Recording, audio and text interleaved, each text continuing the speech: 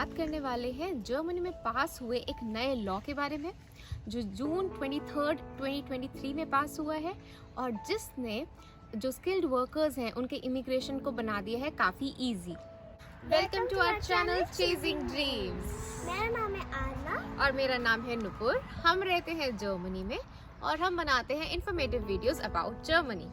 This law is very much in talks these days. तो आइए समझते हैं इस लॉ को थोड़े सिंप्लीफाइड तरीके से।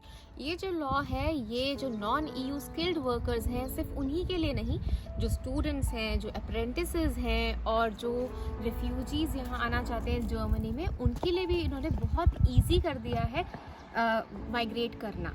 तो ये जो लॉ है इसके 3 बेसिस हैं। पहला है वर्क एक्सपीरियंस, फिर है क्वालिफिकेशन और थर्ड है पोटेंशियल। तो पहले बात करते हैं क्वालिफिकेशन की। क्वालिफिकेशन की वजह से ब्लू कार्ड के रूल्स में काफ़ी चेंजेस आए हैं। अब ये ब्लू कार्ड क्या होता है? जब आप जर्मनी में आते हैं तो आपको जर्मनी में रहने के लिए रेजिडेंस परमिट चाहिए होता है, काम करने के लिए एक वर्क परमिट चाहिए होता है। तो उसमें उसी कैटेगरी में एक होता है blue card. Blue card is an upper type of work permit जिसके कुछ अपने बेनिफिट्स हैं। अगर आप ब्लू कार्ड नहीं लेते और आपकी कंपनी आपको यहाँ बुलाती है जर्मनी में, you get a work permit, but if you get a blue card then you have more benefits। Blue card मिलने के कुछ क्राइटेरिया हैं। मतलब आपके पास एक रिकॉग्नाइज्ड यूनिवर्सिटी डिग्री होनी चाहिए और एक जॉब होनी चाहिए और एक थ्रेशोल्ड सैलरी है जो पहले थी 58,400 यूरोस पर ईयर। मिनिमम उतनी सैलरी अगर आपकी है तो you are eligible for blue card. अब ब्लू कार्ड के क्या बेनिफिट्स हैं, ब्लू कार्ड क्यों चाहिए? क्योंकि जो ब्लू कार्ड है वो आपकी जो फैमिली रीयूनिफिकेशन है, सपोज आप यहाँ पर आए और आपके जो स्पाउस है वो इंडिया या आपकी होम कंट्री में है और आप उनको बुलाना चाहते हैं, तो फैमिली रीयूनिफिकेशन के लिए ब्लू कार्ड अगर आपके पास है it becomes easier. And plus आपका जो PR लेने का जो प्रोसेस है, परमानेंट रेजिडेंसी का जो प्रोसेस है, वो भी फास्ट ट्रैक पे आ जाता है ब्लू कार्ड होने की वजह से। आपके पास अगर ब्लू कार्ड है तो आपको PR मिलने के लिए आपको एक लैंग्वेज कोर्स करना होता है। ब्लू कार्ड है तो आप अगर A1 लेवल अपना जर्मन में यहाँ करते हैं और तो 33 मंथ्स में आपको परमानेंट रेजिडेंस कार्ड मिल जाएगा। और अगर आप B1 कर लेते हैं जर्मन में और आपके पास ब्लू कार्ड है तो आपको 21 से 22 मंथ्स के अंदर PR मिल जाता है, जो कि एक नॉर्मल रेजिडेंस परमिट के साथ नहीं है। एक नॉर्मल रेजिडेंस परमिट के साथ आपको 5 साल प्लस B1 चाहिए होता है परमानेंट रेजिडेंसी लेने के लिए। तो नए लॉ से क्या चेंजेस आए हैं? ब्लू कार्ड लेने के लिए पहले आपकी सैलरी 58,400 यूरोस पर ईयर होनी चाहिए थी, आपके पास एक रिकॉग्नाइज्ड डिग्री होनी चाहिए थी यूनिवर्सिटी और एक जॉब होना चाहिए था। जो डिग्री और जो आपका जॉब है वो सेम फील्ड में होना मैंडेटरी था पहले ब्लू कार्ड लेने के लिए। बट आफ्टर दिस लॉ अब क्या नए चेंजेस हैं कि जो आपकी सैलरी पहले 58,400 थी वो अब रिड्यूस होके 43,800 यूरो पर ईयर रह गई है कि अगर आप इतनी सैलरी भी मिनिमम आपके पास आती है तो आप एलिजिबल हैं। प्लस आपकी अगर आपकी रिकॉग्नाइज्ड डिग्री है और जो जॉब है वो अगर सेम फील्ड में नहीं भी है तो भी आप ब्लू कार्ड के लिए एलिजिबल हैं। तो इसको एक एग्जाम्पल के साथ समझते हैं। सपोज आपकी डिग्री मैकेनिकल इंजीनियरिंग में है और आपकी जॉब IT में है। सपोज आपने कुछ कोर्सेज किए और आपने शिफ्ट कर लिया, अपनी जॉब आपकी IT में हो गई है। और पहले क्या होता था, अगर आपकी डिग्री मैकेनिकल इंजीनियरिंग में है और आप जॉब किसी और फील्ड में कर रहे हैं तो आप ब्लू कार्ड के लिए एलिजिबल ही नहीं होते थे।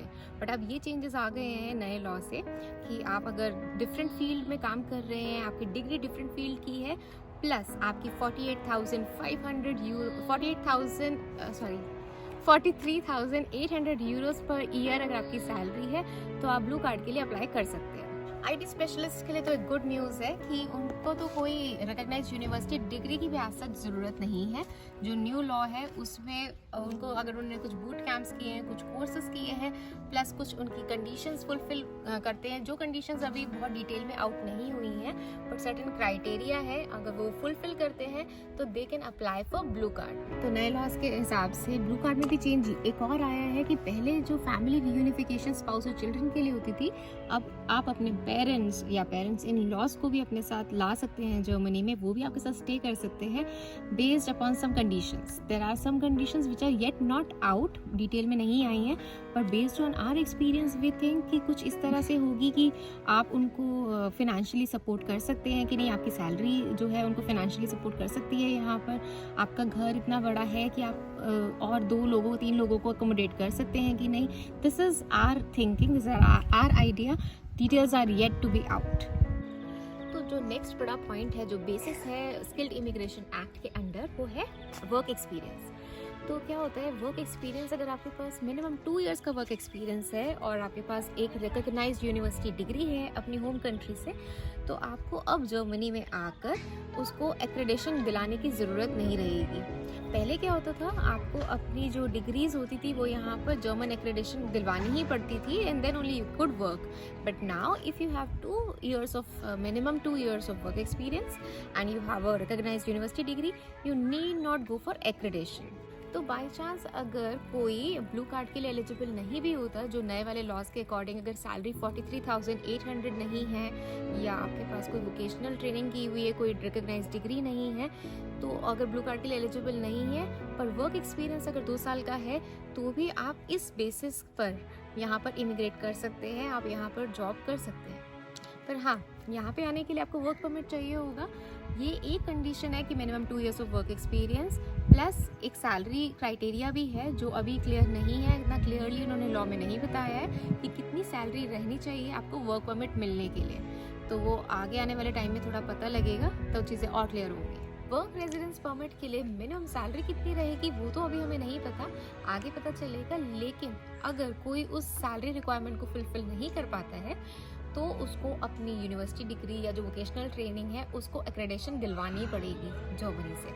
पर अब इसमें एक अच्छी क्या है कि पहले क्या होता था, आप मूव ही नहीं कर सकते थे जब तक आप अपनी जो आपकी डिग्रीज हैं उनको एक्रेडिशन नहीं दिलाएंगे. पर अब अगर आप अपने एम्प्लॉयर से बात करके कॉन्ट्रैक्ट ले लेते हैं तो and you can move to Germany and then side by side आप अपना एक्रेडिशन जर्मनी में आके करा सकते हैं अपनी डिग्री का. तो लास्ट बेसिस है पोटेंशियल. स्किल्ड इमिग्रेशन एक्ट के अंडर थर्ड जो पॉइंट है वो है पोटेंशियल. जो स्किल्ड वर्कर्स हैं they can move to Germany based upon their points. इसको यहाँ पे शांसन कार्टे भी कहते हैं.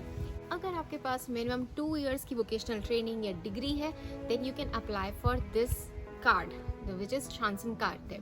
आप 1 साल के लिए यहाँ आ सकते हैं, ये 1 साल के लिए वैलिड है. आप यहाँ पर आकर अपने लिए जॉब ढूंढ सकते हैं. तो जो ये शांसन कार्टे है it depends upon some point. This is a point system. आप पॉइंट्स इकट्ठे करेंगे. Points are based upon your qualification, your work experience, your age and your knowledge of German and English. Plus अगर आपके spouse eligible है यहाँ पर work के लिए तो वो भी आपको एडिशनल पॉइंट्स देंगे. तो जब आपके पॉइंट 6+ हो जाएंगे तो you will be entitled for this chancen karte. और जैसे मैंने बताया ये 1 year के लिए वैलिड रहता है. आप यहाँ पर आकर जॉब ढूंढ सकते हैं. पर जब आप यहाँ पर आते हैं तो आपको एक सर्टेन अमाउंट लेकर आना होता है. जैसे कि स्टूडेंट्स के केस में होता है कि उनको अपना ब्लॉक्ड अकाउंट में कुछ पैसा दिखाना होता है कि दे कैन सर्वाइव हियर. वो अपना लाइवलीहुड चलाने के लिए आपके पास इतना पैसा है कि आप यहाँ पर रुक सकते हैं और आप अपने साइड बाय साइड अपनी जॉब ढूंढ सकते हैं. तो इस शांसन कार्टे के बेसिस पे आप 20 hours पर वीक यहाँ पे जॉब भी कर सकते हैं. आप एक नेबिन जॉब ले सकते हैं जो पार्ट टाइम जॉब होती है. उससे क्या फ़ायदा होगा कि आप थोड़ी इनकम जनरेट कर सकते हैं, आप कुछ पैसा कमा सकते हैं अपने लाइवलीहुड चलाने के लिए जब तक आप मेन काम यहाँ ढूंढ रहे हैं. प्लस आप लैंग्वेज प्रैक्टिस करते हैं, लोगों से बोलते हैं तो आपकी जर्मन भी अच्छी हो जाती है. जर्मन बहुत इंपॉर्टेंट है यहाँ पे सर्वाइव करने के लिए, इंटीग्रेशन के लिए एक्चुअली इंपॉर्टेंट है. तो this also helps you in getting integrated in this German country. तो ये जो लॉ हम बात कर रहे हैं ये अप्रूव हुआ है, पर ये इम्प्लीमेंट कब होगा ये अभी हमें भी नहीं पता, क्योंकि चीज़ें इम्प्लीमेंट होने में टाइम लेती हैं. तो जितना हमें लग रहा है मे बी 2024 में कुछ चेंजेस आएंगे, धीरे धीरे चेंजेस आते जाएंगे. आजकल यूरोप की काफ़ी कंट्रीज़ ऐसे ही लॉज लेकर आ रही हैं कि जिससे ज़्यादा से ज़्यादा लोग इमिग्रेट करें. जर्मनी पहले काफ़ी रिजिड था, अब उसने अपने आप को काफ़ी ओपन कर दिया है. तो in near future we can hope that the laws will be very eased out.